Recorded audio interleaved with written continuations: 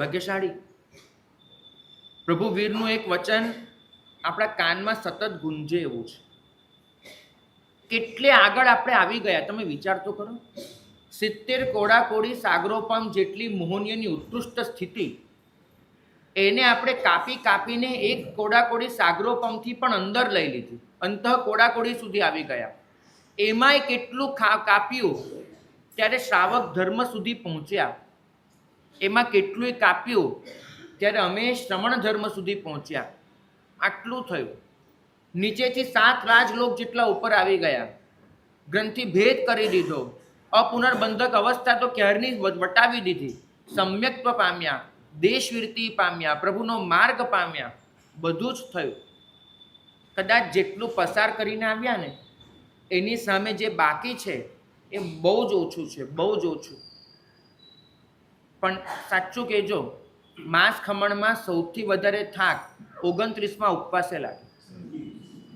28 ઉપવાસ તો થઈ જાય, પણ એ પરમ દિવસે પારણું હોય અને છેલ્લા 2 દિવસ એ બહુ જ અઘરા પડે.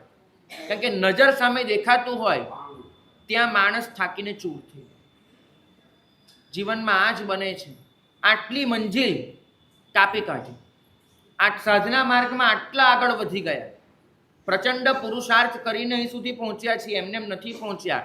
તમે બધા વિજેતા છો.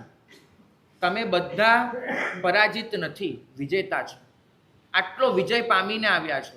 ભગવાનને ઓળખ્યા નહોતા, એ ઓળખ્યા વગર પણ 70 કોડાકોડીનું અંતઃ કોડાકોડી કરી ચૂક્યા. પ્રભુ મળ્યા ઓર ઓછું કર્યું. આટલું પામ્યા પછી પણ કાંઠે આવીને થાક્યા છે. કાંઠો સામે દેખાય.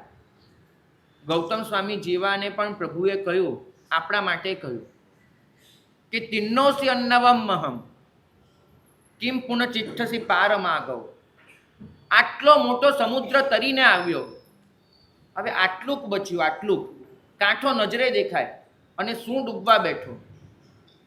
કાંઠે આવીને ડૂબી ગયા એવો ગુજરાતીમાં રૂઢિપ્રયોગ છે.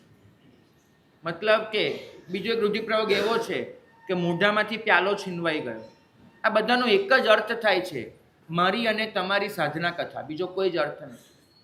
બધું જ કર્યું, છેલ્લે આવીને ડૂબ્યા. સમિતિ અને ગુપ્તી આ ડૂબવામાંથી બચાવી લેવાની ઘટના છે.